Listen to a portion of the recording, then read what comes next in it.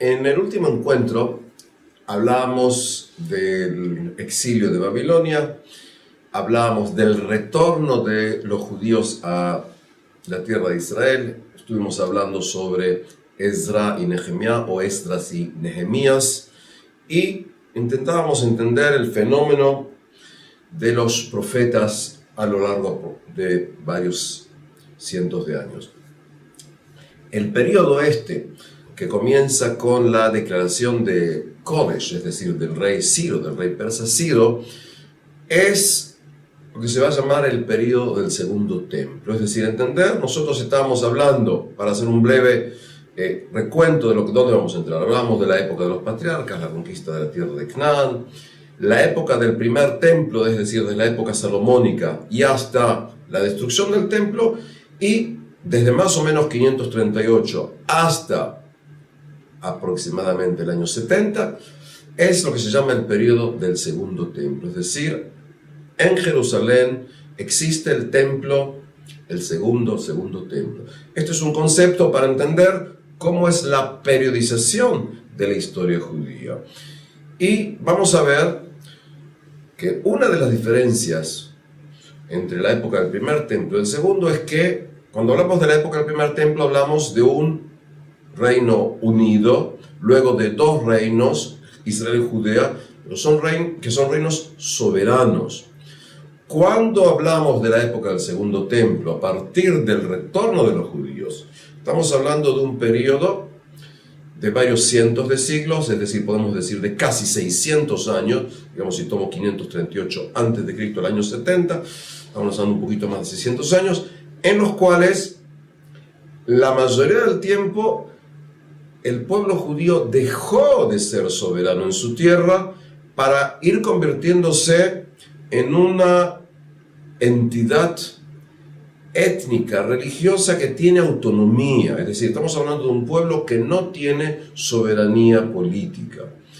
¿Por qué? Porque en este periodo, como vamos a ver, vamos a encontrar un periodo persa, un periodo de gobierno griego, un breve periodo de aproximadamente 100 años de independencia judía bajo los llamados Hasmoneos o Macabeos, y luego vamos a estar bajo el dominio romano. Es decir, en ese periodo de 600 años vamos a ver persas, griegos, independencia judía breve y el imperio romano.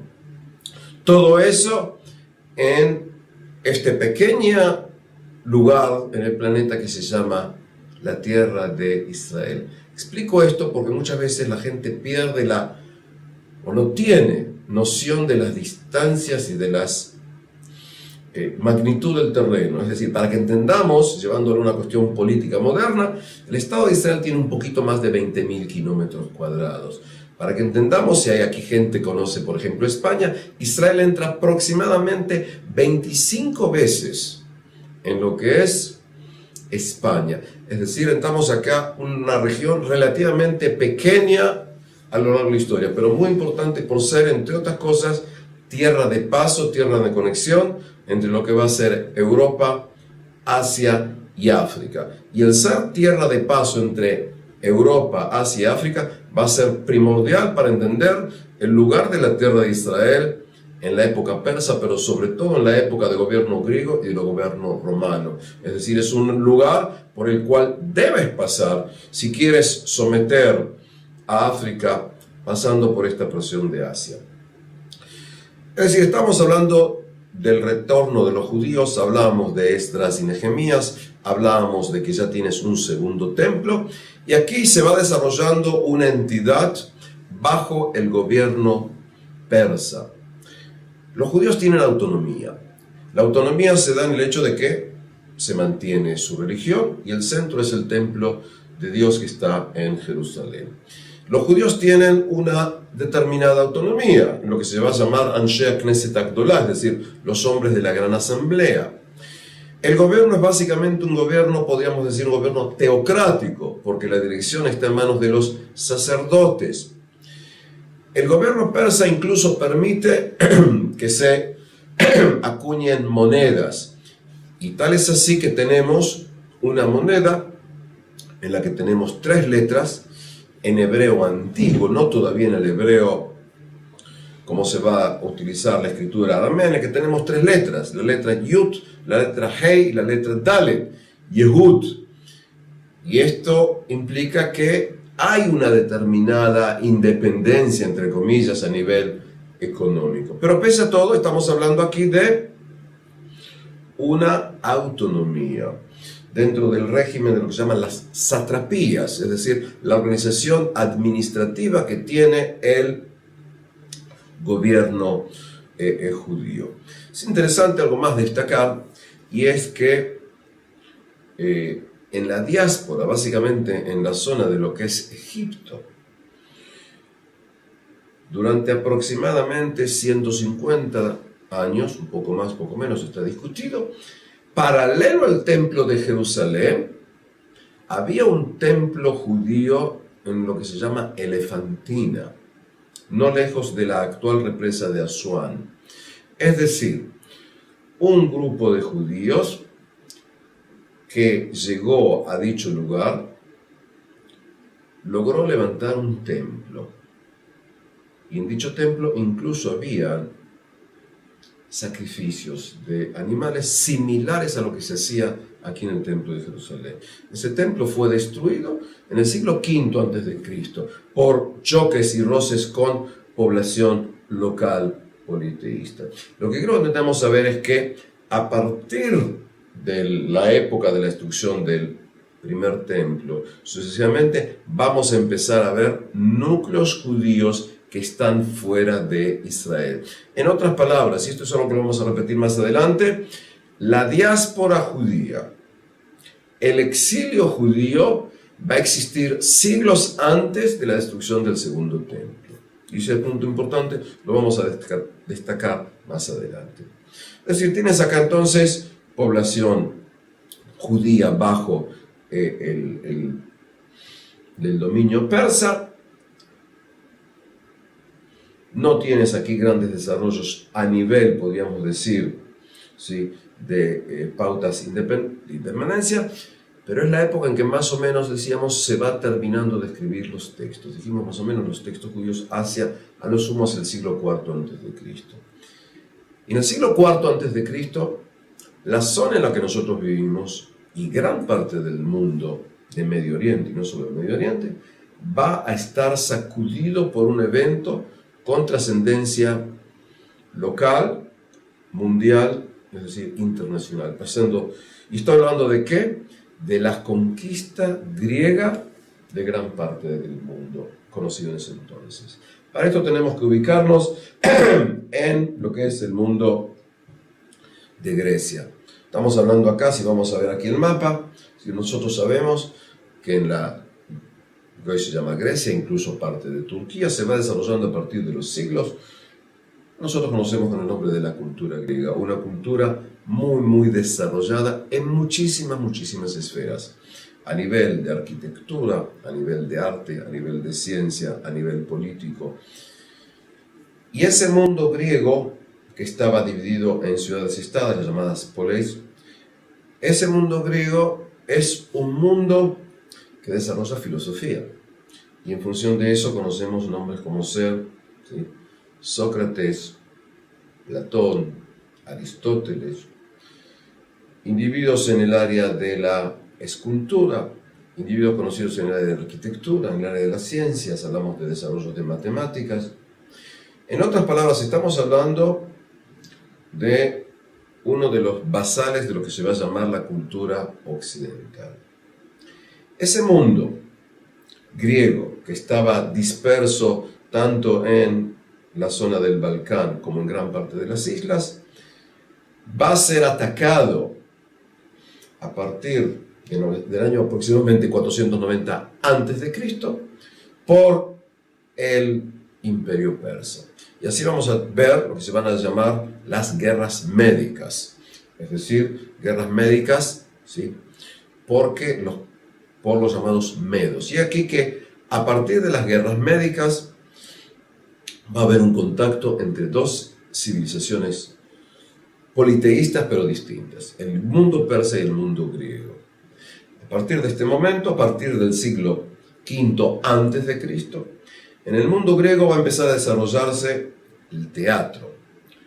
Va a empezar a desarrollarse la escritura de la historia. Lo interesante es que lo que se suele llamar muchas veces la más antigua, ¿sí?, obra de arte, de teatro, se puede hablar de la obra de Esquilo, que se va a llamar, ¿sí?, Los persas, es decir, una obra teatral griega que intenta explicar en qué manera los persas toman la derrota al luchar contra los griegos.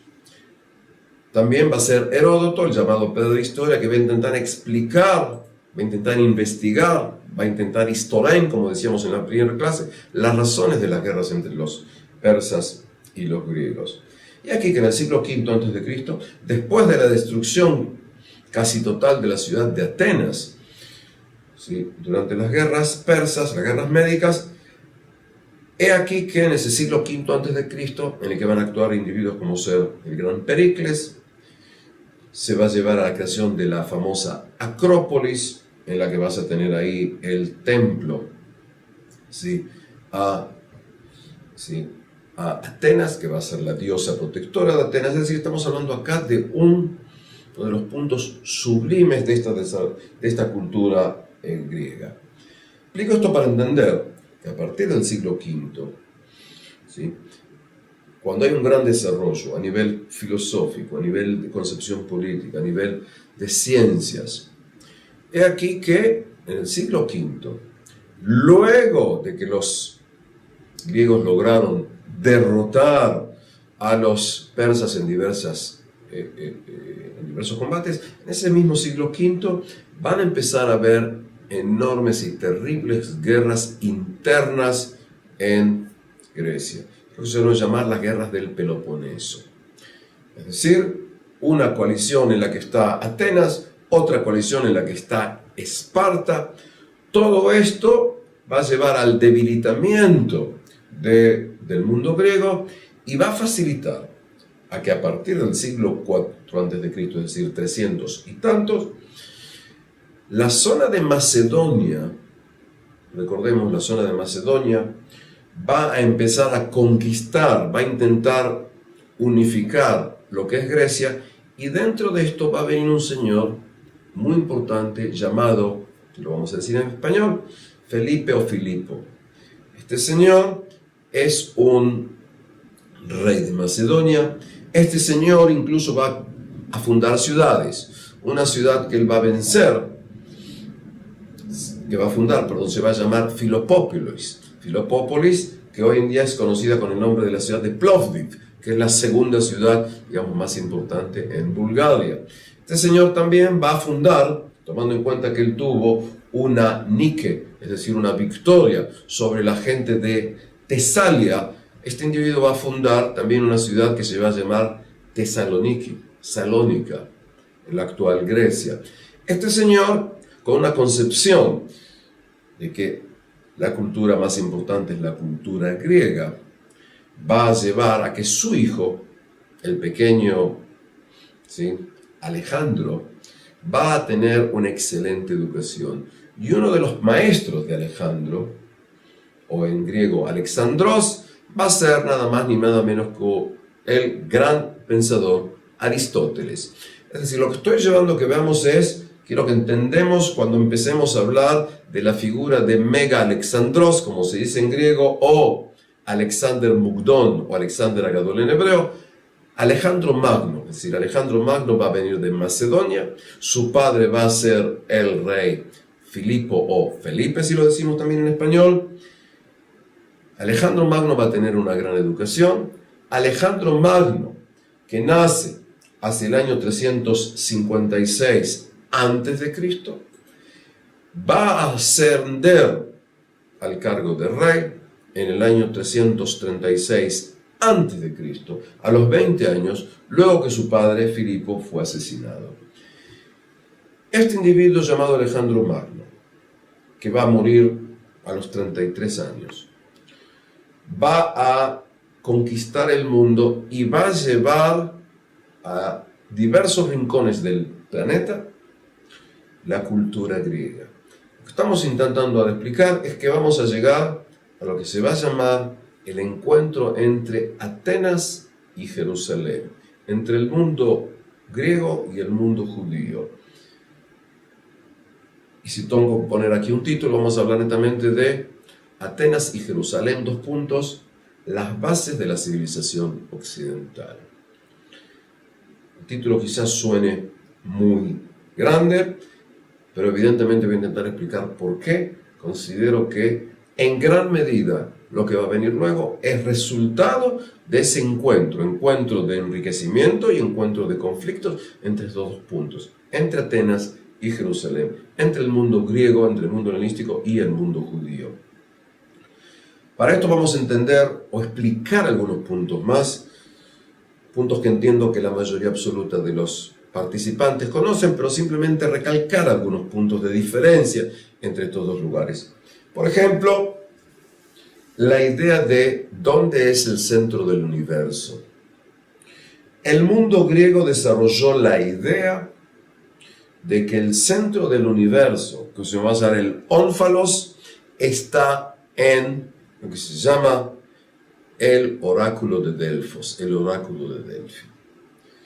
En su momento, según las tradiciones, el dios Zeus tomó dos águilas, los llevó a los extremos del mundo y ellos se encontraron exactamente en ese lugar que es Delfos.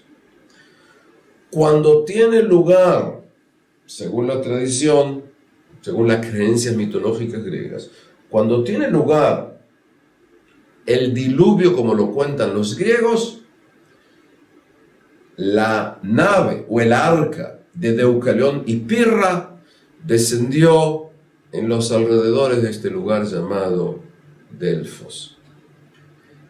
En las montañas que tenemos alrededor de Delfos están escondidas las 9 musas, las 9 hijas de Zeus, que son cada una de ellas las representantes o las guardianas de diversas áreas del pensamiento y la creación. Y va a ser en ese lugar, que se va a llamar Delfos, entonces, de que está el oráculo, ese medio de profecía, ese medio de contacto que van a tener los hombres con los dioses, en el lugar en que está, en que se levantó lo que se va a llamar el oráculo y el templo del dios Apolo. ¿Por qué Apolo? Porque según la leyenda, según la tradición, Apolo, que nació en la isla de Creta, va a llegar montado sobre 2 delfines, y por eso el nombre Delfi, Delfo, porque vienen 2 delfines, va a saltar, luego va a venir con los delfines y va a luchar contra Pitón. Y como va a luchar contra Pitón y va a ganar, en ese lugar en que tuvo lugar la lucha y tuvo lugar la victoria, se va a levantar un templo al dios Apolo. Es decir, el centro del mundo está ahí. Recordemos algo, lo decíamos en las otras clases, para el mundo judío, como se va a ir desarrollando la creencia, el centro del mundo está en la piedra basal que está en el lugar en que estaba el Santo Sanctorum del Templo de Salomón. En otras palabras, para los judíos el centro del mundo es Jerusalén. Para el mundo griego el centro es el ónfalos en el templo de Apolo en Delfos, en Delfi. Pero no termina ahí. Explicábamos en otra de las clases en que desde el punto de vista de la concepción judía, Dios hace un pacto con Abraham, con Moisés, lo repite eligiendo la dinastía davídica, continúa el pacto y hay un intento de repetirlo cuando Josías es el que va a encontrar el libro de Dvarim. En otras palabras, el pueblo de Israel es el pueblo elegido para cumplir con la Torah en la tierra de Israel, para cumplir con las leyes en la ley de Israel. Ahora, el pueblo de Israel es el pueblo elegido, y la elección es una elección por aceptar el decálogo, por aceptar el pacto. ¿Qué ocurre con la concepción? Pero un punto importante, y es, según la concepción bíblica, todos los hombres, sin excepción, son o somos descendientes de un hombre llamado Noé. Todos somos descendientes, luego, de los hijos de Noé, es decir, Shem, Ham y Jafet, es decir, Sem, Cam y Jafet. Pero somos todos seres humanos. ¿Por qué explico esto? Porque en la concepción griega vamos a ver un punto distinto. Y es, según la concepción griega, ¿sí?, luego que Prometeo le otorgó el fuego a los hombres, Prometeo tenía un hermano, y el hermano de Prometeo se llamaba Epimeteo. Fíjense, pro quiere decir al principio, como decimos prólogo. Epi quiere decir después, como decimos epílogo, para entender de qué estamos hablando. Es decir, Prometeo, podríamos decir, es el que primero piensa. Y Epimeteo sería el que piensa después que hizo las cosas. En función de que los dioses querían de alguna u otra manera castigar el hecho de que hizo Prometeo, y pasando acá con el tiempo, ¿sí?, van, entre otras cosas, a darle a Epimeteo una mujer muy bonita, que no tiene mucha inteligencia, y que en el casamiento le van a dar los dioses muchísimos regalos, y por eso se va a llamar Pandora, es decir, pan, total o muchos, y doros de la palabra regalo. Por eso el nombre Teodoro, por ejemplo, quiere decir regalo de Dios. Es decir, Pandora se le va a recibir un baúl, y en este baúl se van a poner todos los males y todas las cosas que pueden pasar a la humanidad, y le dicen a Pandora que no abre esto. Conocemos, Pandora definitivamente viene, abre el baúl, salen las enfermedades, la envidia, los celos, y cuando logra cerrar Pandora el baúl, lo único que queda dentro es la esperanza. Es decir, lo único que en definitiva nos deja Epimeteo y Pandora a nosotros es la esperanza para poder salir y luchar contra los males que estaban en la famosa caja de Pandora, en el baúl de Pandora. Pero la historia esta continúa.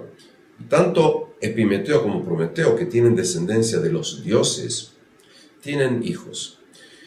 El hijo, uno de ellos se va a llamar Deucalión, y ella se va a llamar Pirra. Pirra quiere decir la fuego, si podemos decir así. De acá tenemos la palabra pira en griego, quiere decir fuego. Tiene las palabras como ser piromaníaco. En inglés, de la misma raíz, tenemos la palabra fire.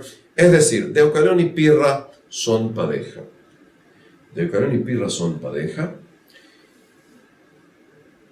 Y ocurre que en el mundo como ha sido creado, los hombres y mujeres molestan a los dioses. Como los hombres y las mujeres molestan a los dioses deciden castigarlos. ¿De qué manera?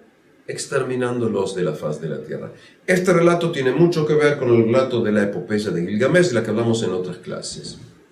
Lo importante para mí es esto, y es, viene el diluvio, y luego del diluvio, la nave o el arca de Deucalión y Pirra está cerca de lo que va a ser luego el lugar del templo de Apolo.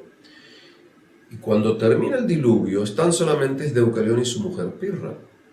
Y Deucalión se aburre, porque según la concepción griega, como el hombre es muy superior a la mujer, él casi no tiene lo que hacer con su mujer. Y entonces llega Hermes, que es, entre otras cosas, el mensajero de los dioses, que viene con sus sandalias con alas. Y Hermes viene y le dice a ellos: arrojad a vuestra madre a través de vuestros hombros. Pirra no entiende, Deucalión entiende que lo que tiene que hacer es empezar a tirar piedras. Entonces se recoge, toma una piedra, tira la piedra al piso, y cuando tira la piedra al piso, la piedra se convierte en un hombre. Pirra imita lo que hace su esposo, se agacha, agarra piedra y tira una piedra. Es decir, acá empieza una intifada, cada uno de ellos está tirando piedras. ¿Qué es lo que estoy explicando? De cada piedra que él tira sale un hombre, de cada piedra que ella tira nace una mujer. Los hombres nacen de la tierra, nacen de las piedras. a diferencia de quién, de los griegos. ¿Por qué? Porque cuando Deucalión y Pirra van a tener relación, van a dar a luz a Helen. Helen es el padre de los helenos. En griego el nombre Helen es un nombre de hombre, Helena es mujer. Y Helen va a tener luego sus hijos, a Dor, a Ionio, es decir, desde la concepción griega, solo los griegos son descendientes de los dioses. Dioses mezclados con hombres, mientras que los demás seres humanos son o somos seres de una categoría distinta. En determinada manera hasta podrías decir que son seres inferiores. Este es uno de los puntos problemáticos que vamos a tener cuando entendemos o queremos entender la concepción griega con respecto a los demás hombres.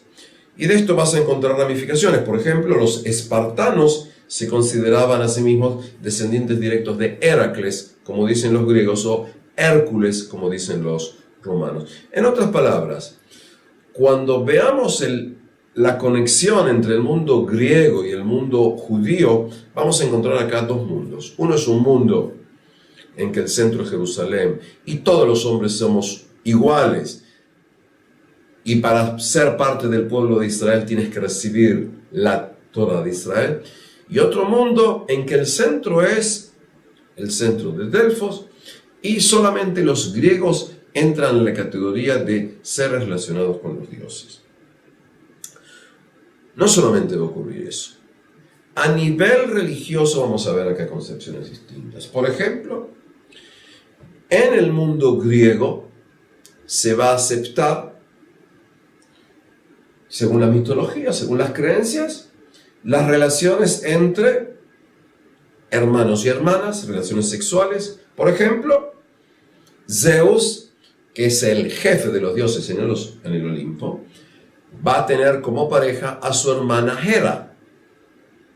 Es decir, estamos hablando de relaciones, en conceptos bíblicos, relaciones de incesto. Estamos hablando de los dioses. Los dioses griegos, por ejemplo, beben néctar y comen ambrosía. Y además duermen. Y tienen relaciones sexuales entre ellos. Tienen relaciones sexuales con hombres o mujeres con los que van a tener relaciones, pero deben que adoptar formas distintas. Por ejemplo, cuando Zeus deseaba una hermosísima mujer, tomó la forma de su esposo, del esposo de esta mujer, que se llama Anfitrión. Y de esta manera va a nacer luego Hércules. Es decir, Hércules va a ser hijo de Zeus y de una mujer. Cuando Zeus va a desear a Europa, una princesa fenicia, va a tomar forma de toro y por eso va a raptar a Europa y la va a llevar a Fenicia. Y ahí va a nacer, ¿sí?, como resultado de la relación de ellos, va a nacer Minos. Y la esposa de Minos va a tener relación con un toro y de esta manera van a nacer el Minotauro. Es decir, que es mitad hombre y mitad toro. Los relatos estos nos llevan a entender que en la concepción religiosa, mitológica griega, los dioses son como los seres humanos, porque comen, beben, tienen relaciones sexuales, odian, aman, tienen envidia, tienen forma. Hay relaciones sexuales incestuosas, hay relaciones sexuales con animales, como es la esposa de Minos con el toro. Estos conceptos son conceptos abominantes, el concepto de lo que es la moral bíblica. La moral bíblica va a prohibir relaciones entre hermanos, entre hijos e hijas, con los padres, va a prohibir relaciones sexuales con animales. Y lo que es más importante, en forma absoluta, el Dios de los judíos no tiene sexo, no tiene forma, no tiene características humanas, no necesita dormir, no necesita comer, no necesita beber. En otras palabras, estamos hablando acá de un mundo politeísta griego con un mundo monoteísta judío. Son dos mundos conceptualmente distintos, absolutamente distintos. Por supuesto, mundos que van a chocar en gran medida. Y además tenemos otras diferencias.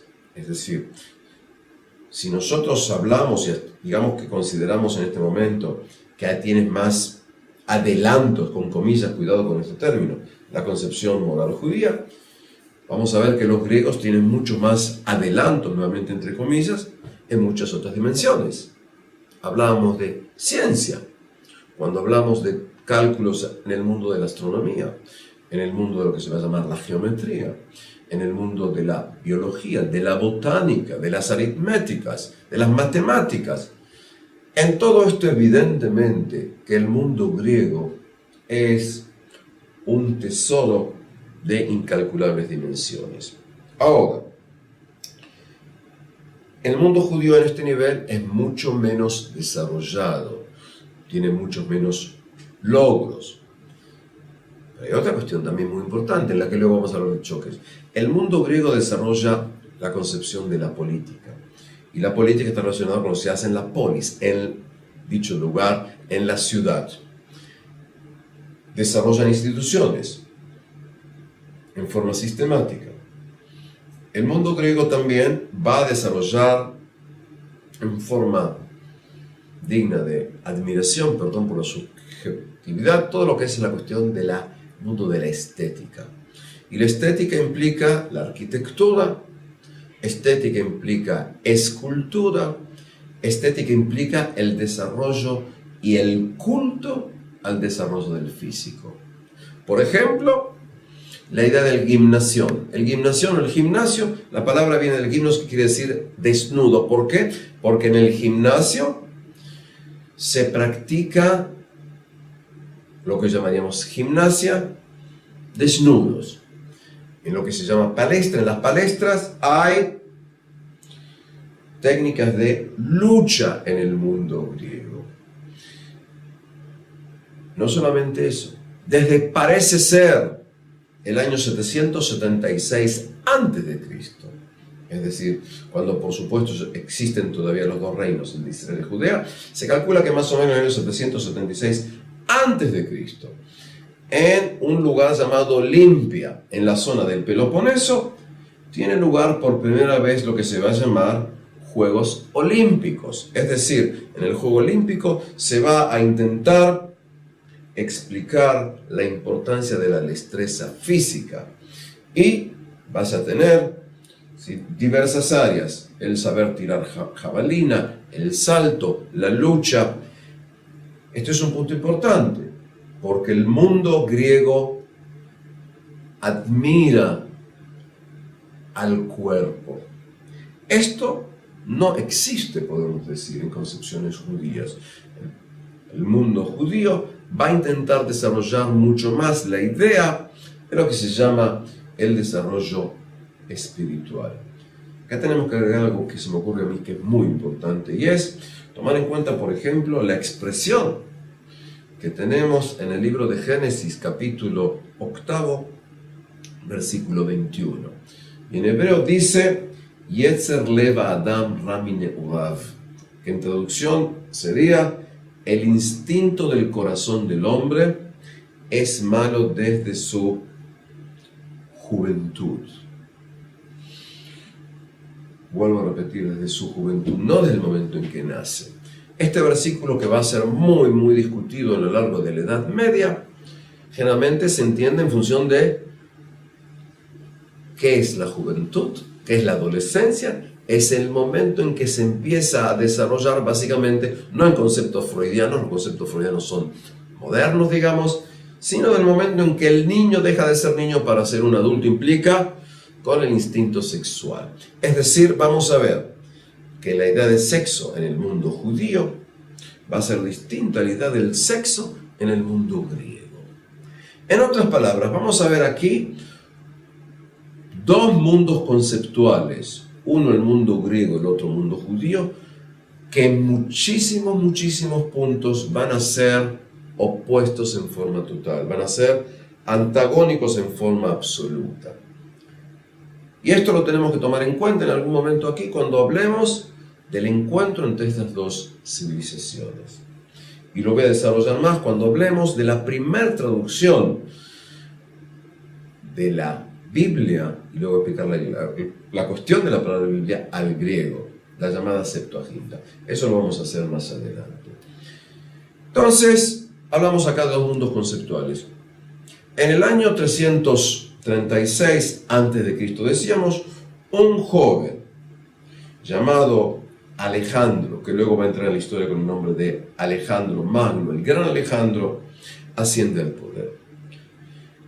Alejandro Magno tenía una gran educación y dijimos que uno de sus maestros particulares era Aristóteles, el gran Aristóteles. Alejandro Magno, entre otras cosas, quiere conquistar al mundo. Y él lo va a explicar hasta donde sabemos. Él quiere hacer dos cosas. Uno de ellos quiere venganza, quiere vengarse contra los persas. Recordemos que en las dos guerras médicas, ¿sí?, aunque ganaron los griegos, eso llevó a grandes destrucciones. Grandes destrucciones dentro del mundo griego, incluso la gran destrucción de la ciudad de Atenas. Es decir, más de uno de ustedes, si quizás se recuerda, ¿sí?, los griegos ganaron en las batallas de Maratón, tuvo lugar la gran derrota de un señor llamado Leónidas de Esparta, con la tradición de sus 300 luchadores en lo que se llama el Valle de las Termópilas. Pero pese a eso, hubo destrucción. Y Alejandro Magno quiere venganza, quiere vengarse por lo que los persas hicieron más de 150 años antes de lo que él va a hacer. Segundo, Alejandro Magno considera que hay una sola cultura. Y la cultura es la cultura nuestra, de los helenos, la cultura griega. Y Alejandro Magno quiere no solamente una conquista territorial, él quiere llevar a una conquista espiritual, religiosa, cultural. Y aquí que sale con su gran campaña militar, sale con un ejército de miles de soldados, y lo que es muy interesante también, por primera vez en la historia hasta donde sabemos, lleva con él mismo, una cantidad enorme de lo que hoy llamaríamos intelectuales, de la gente que sabe leer y escribir. Gente que sería, en conceptos modernos, especialistas en botánica, en zoología, en geografía, en escrituras y demás. Y aquí que sale, como se puede ver aquí en un mapa, sale desde la zona de la península balcánica, es decir, la zona de Macedonia, Grecia de hoy, hacia Oriente. Y va conquistando. Y conquista un lugar, otra zona. Con respecto al punto específico, va a llegar a la tierra de Israel, va a conquistar Jerusalén en el año 332 a.C. Es decir, ¿cuándo va a empezar la conquista griega aquí? En el año 332 a.C. Es el año en que termina aquí en la zona de Israel el gobierno persa. En las conquistas de Alejandro, él va a llegar también a la llamada en español la ciudad de Persépolis, la antigua, hermosa, increíble, riquísima capital del imperio persa. Y luego que la capital del imperio persa es sometida, se rinde, va a dar la orden de quemar esta ciudad en forma absoluta. Sí, Alejandro Magno quema, destruye, y luego vamos a seguir hablando de esto, y continúa en dirección al centro de Asia, hacia zonas de lo que hoy sería aproximadamente llega hasta la zona de lo que hoy sería Uzbekistán, lo que serían lugares como Samarcanda, Tashkent. Por otro lado, llegan y cruzan hacia la zona del Sud, o sea, del este, pero parte más del sur, llegan hasta zonas, ¿sí?, de la cercana India actual. Ahí sus soldados dicen, hasta aquí, estamos cansados, y va a retroceder.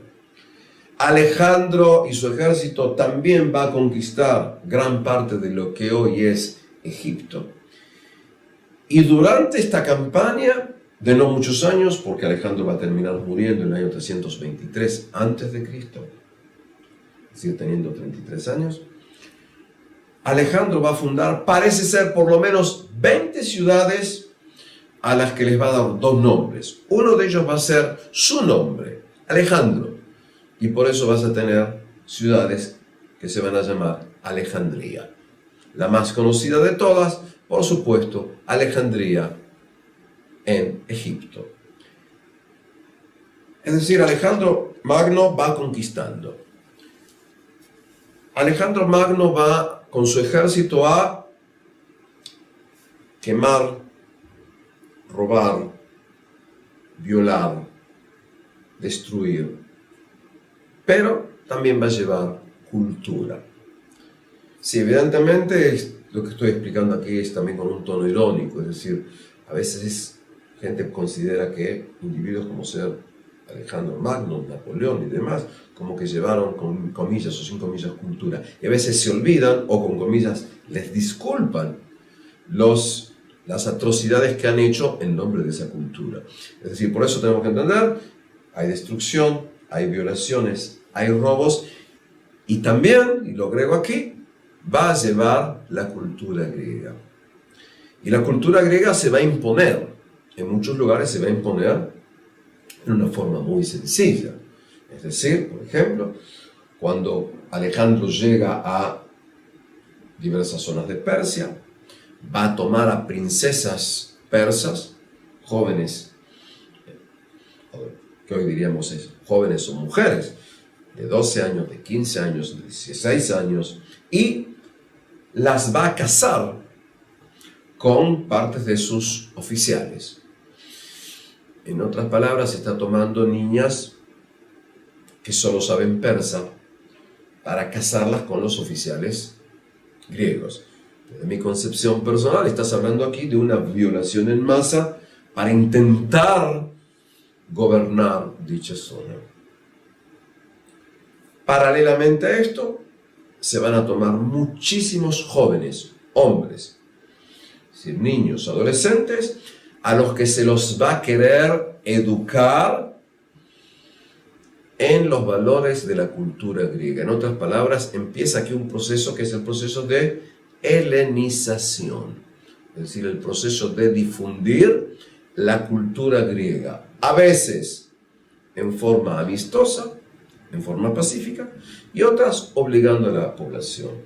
Es decir, vamos a hablar acá de un proceso de, vuelvo a repetir, de helenización. Y cuando hablamos del proceso de helenización, estamos hablando del intento organizado de llevar la cultura griega a ocupar el lugar de la cultura local, y a veces se va a mezclar, se va a amalgamar con la cultura local.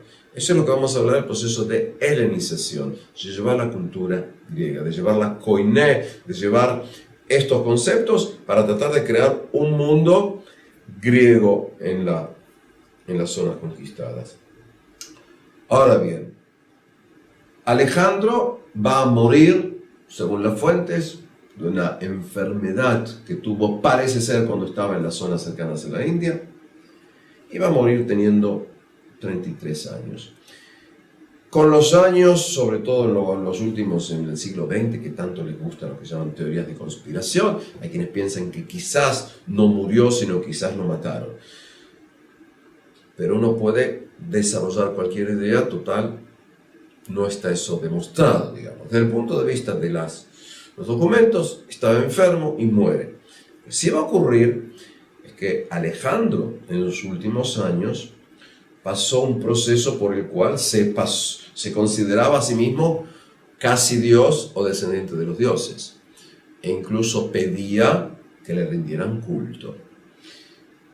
Incluso llegó a matar a conocidos, amigos, en lo que se llaman disputas de gente que estaban ebrios, es decir, el último periodo de su vida era un periodo bastante problemático. Esto dio lugar a orígenes a todo tipo de teorías más o menos aceptadas, incluso las pueden ver a veces en películas hollywoodenses que no tienen casi ninguna raíz en lo que se llaman los pocos documentos o los muchos documentos históricos.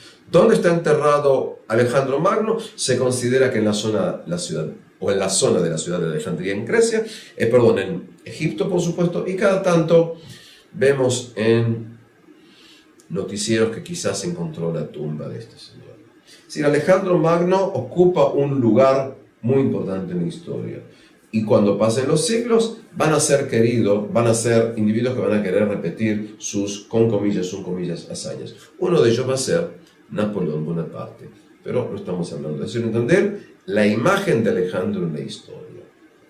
Alejandro llega aquí.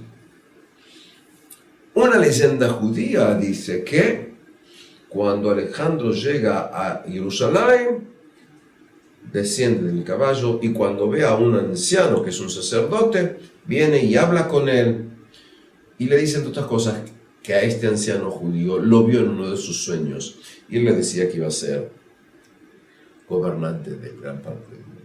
Es decir, es una leyenda judía con respecto a Alejandro, porque Alejandro va a tener importancia en la historia de los judíos.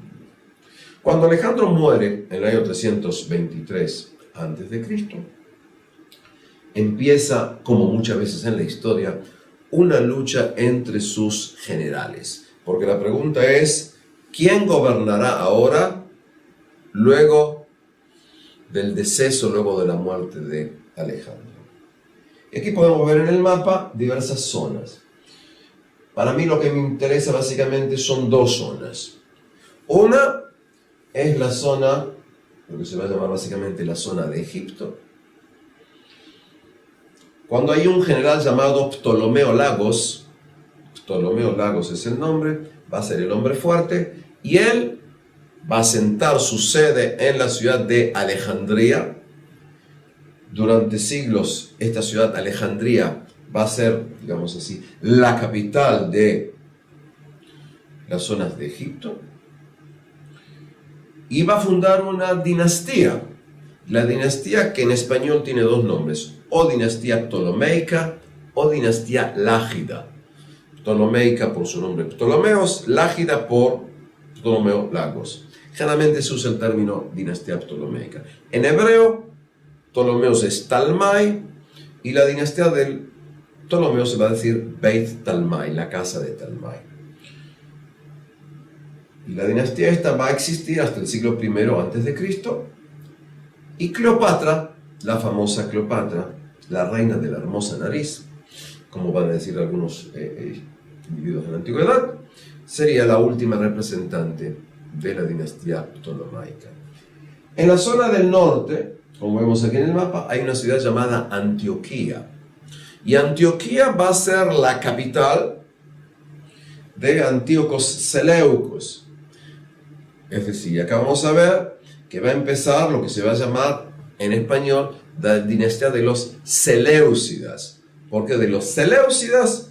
Porque el nombre del general que más usaba era el nombre Seleucus. En hebreo se va a utilizar el nombre Beit Seleucus. Es decir, vamos a tener acá la dinastía ptolomeica en el sur, la dinastía Seleucida en el norte. Y en el medio, lo que se va a llamar hoy en día Israel. Es decir, Israel va a estar como zona intermedia en las luchas entre estos dos grandes generales. Empieza a ver aquí un proceso, entonces tienes la lucha, y para hacerlo en forma más o menos redonda, aproximadamente, luego de diversos combates, en que la zona de Israel pasa de un lado al otro, ¿sí? Luego de los combates que vienen con la muerte de Alejandro, hasta el año 200 antes de Cristo, es decir, en un periodo un poquito más de 100 años, la tierra de Israel estará bajo hegemonía, bajo gobierno, bajo dominio de los Ptolomeos. Es decir, cuando yo digo la actual Jerusalén, está bajo gobierno, bajo directiva, bajo economía, bajo hegemonía de la casa de los Ptolomeos, que tiene su base ¿en dónde? En Alejandría. Ya lo adelanto, simplemente para que nos ordenemos en nuestra cabeza. A partir del año 200 antes de Cristo, los individuos de la dinastía de los Seleucidas, en la lucha contra los Ptolomeos, logran conquistar la tierra de Israel. Y entonces, desde el año 200 antes de Cristo, la tierra de Israel va a estar bajo la dinastía de los Seleucidas, cuya capital es la ciudad de Antioquía. Antioquía hoy en día, en el siglo XXI, pertenece a Turquía, es una ciudad en Turquía, Turquía moderna, por supuesto. Ahora bien, ¿qué es lo que ocurre en este periodo? Y este periodo para mí es ahora desde la venida de Alejandro Magno en el año 332 a.C. hasta que lleguemos al año 167 a.C., hasta que comience lo que luego vamos a llamar la rebelión de los Hasmoneos o de los Macabeos. En hebreo, la rebelión de los Hashmonaim o Macabeim. ¿Qué es lo que ocurre aquí? Hay judíos en Israel. Hay judíos, recordemos todo el tiempo, hay judíos en lo que se va a llamar el imperio persa. Porque recuerdo lo que habíamos dicho, es que más o menos el 90% de los judíos que estaban en Babilonia, Persia, no regresaron a Israel. Van a ir viviendo judíos en diversos lugares del imperio que creó Alejandro Magno. Es decir, que judíos van a empezar a salir en forma normal de la tierra de Israel. ¿Y por qué van a salir ahora? Porque buscan su futuro en otro lugar, por cuestiones socioeconómicas. Es decir, gente abandona el lugar en que nació. Y esta gente va a ir aumentando, agrandando lo que se va a llamar la diáspora de los judíos. Ahora bien, aquí en la tierra de Israel, como ocurre en la actual Siria, Jordania, Líbano, Egipto, para hablar de conceptos de hoy, en Turquía, en estas zonas el proceso de helenización es continuo. Esto implica básicamente, primeramente, la cuestión del idioma. Ahora, cuando nosotros hablamos de la difusión del griego, no es solamente que un individuo sabe decir cómo me llamo en griego y cómo se llama tal o cual comida. Cuando estamos hablando de la introducción de la cultura griega y el idioma, estamos hablando de los elementos culturales. Estamos hablando del conocimiento de las creencias griegas, de la ciencia griega, de la filosofía griega. No solamente eso. Luego de la venida de Alejandro Magno y continuando con los Ptolomeos y luego con los Seleucidas, se van a ir creando lo que se va a llamar polis, es decir, va a haber un intento de crear poblaciones siguiendo el modelo griego. Es decir, modelo griego implica una ciudad. Modelo griego implica que se va a crear un templos, es decir, una zona sagrada en la cual van a estar los templos. Es decir, simplemente hablando de desarrollo urbanístico, una de las diferencias entre la ciudad griega y la ciudad romana es que en la ciudad griega, en un lugar llamado la zona del templo, en la zona sagrada, ahí tenían lugar los templos. Solo ahí. Generalmente se hace en la zona alta, en lo que se va a llamar la Acrópolis. Mientras que, cuando vengan los romanos, dentro de los romanos, los templos van a estar mezclados con otro tipo de construcciones. ¿Qué ocurre aquí? Empieza a haber un desarrollo de la influencia griega. Influencia griega implica que se van a construir gimnasios. Es decir, lugares en los que se van a practicar ejercicios físicos, diríamos, o gimnasia, estando desnudos. En diversos lugares se va a empezar a traer esa gran creación griega que se va a llamar el teatro. Es decir, va a empezar a haber cada vez más y más ideas de qué es lo que implica el teatro, las obras teatrales, la filosofía, el culto al cuerpo. No solamente eso. El mundo griego va a dar una gran importancia también a lo que es paulatinamente la idea de los baños griegos, y luego vamos a tener baños romanos. En otras palabras, junto a las características de las antiguas ciudades Siria, lo que hoy sería en Siria, en Líbano, en Jordania, en Israel, también van entrando motivos señalizantes. Y cuando hablamos de la población judía, estos elementos también van a ir entrando, porque van a venir elementos griegos que vienen de la zona de Grecia. Entonces va a haber un contacto constante. Los conceptos van a ir cambiando. Y aquí que aproximadamente en el año 250 a.C., judíos empiezan a traducir para judíos el Tanaj, es decir, las Sagradas Escrituras, al griego. Vuelvo a repetir, los judíos van a traducir para los judíos, porque cada vez hay más y más y más judíos que no saben hebreo. Van a haber judíos en la tierra de Israel que no saben hebreo. Van a haber judíos en Alejandría y en otros lugares que no saben hebreo. Y los judíos empiezan a traducir los textos del Tanaj. Según relatos judíos, uno lo tiene en lo que se llama la Epístola de Aristeas, que es un documento griego escrito por Aristeas, un judío. Y según el relato del Talmud, fue el rey de la dinastía de los Ptolomeos el que pidió saber qué dice en el texto de los judíos, porque tenía curiosidad. Según esto, según este relato judío, hizo llevar 72 sabios. 72 sabios. 6 sabios de cada una de las diversas tribus. Recuerden que ya no existen 12 tribus, existen básicamente 2 tribus. 72 sabios los son llevados, son puestos en habitaciones separadas, y aquí un milagro. Luego de trabajar, estos 72 sabios escribieron, según la leyenda, en forma separada, tradujeron la Biblia, y sus traducciones por voluntad divina eran exactamente idénticas. Es decir, la mano de Dios va a estar en esta traducción. Ese es el relato judío posterior. La Epístola de Aristeas es por lo menos del siglo II a.C., el relato talmúdico es posterior. Sea como sea, tenemos acá la primera traducción del Tanaj.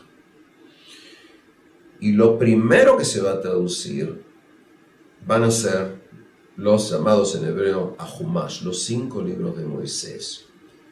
Y por eso vamos a usar en diversos idiomas europeos, también en español, la palabra Pentateuco. Penta, 5. Los 5 rollos, los 5 pergaminos, los 5 textos es lo primero que se va a traducir. Se considera que la traducción, que se va a llamar la traducción de los 70, en hebreo se va a usar el término Targum Hashivim, en idiomas europeos se va a utilizar la palabra Septuaginta o Septuaquinta, escuchan 7, la traducción de los 70, es decir, a 2 lo hemos puesto de costado, la traducción de los 70 y 2 sabios.